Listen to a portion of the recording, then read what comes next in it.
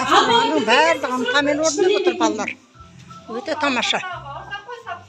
Балалар дым білмес дұрыс айтты ма?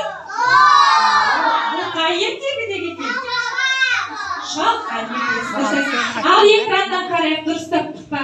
Таменен айтты. Дұрыс деген балалар. Тамаша. Балалар шалқанды кім суырып алды екен, ең соңында кім тартып алды? Шыққан көмектескенде тартып алды екен. Балалар келесі қандай ертегі кейіпкерін қарайық.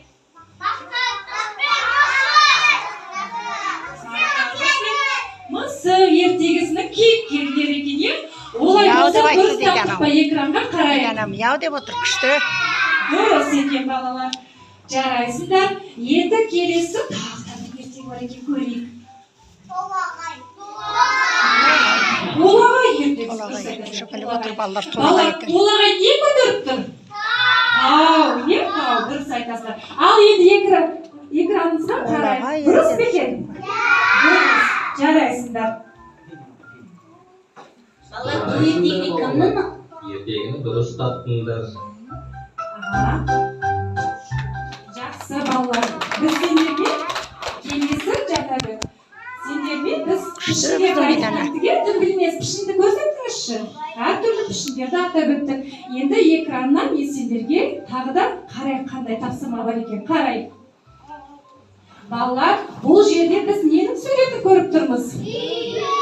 Үйдің суретін көріп тұрмыз. Ал үй қандай пішіндерде құралған? Атап беріңдерші.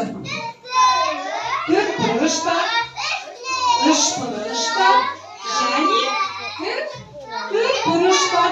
Ал балалар, үйдегі үшбұрыштың түсі қандай?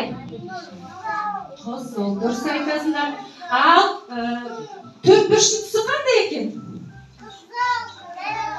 Төртбұрыштың түсі? Сары, дұрыс айтасыңдар.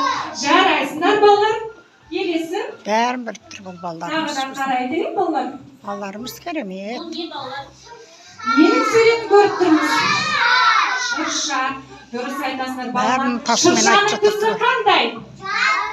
Жасыл шырша. Қандай пішіндерден құралған? Үшбұрыш пішіндерінен құралған. Неше үшбұрыш бар? Санайықшы қане?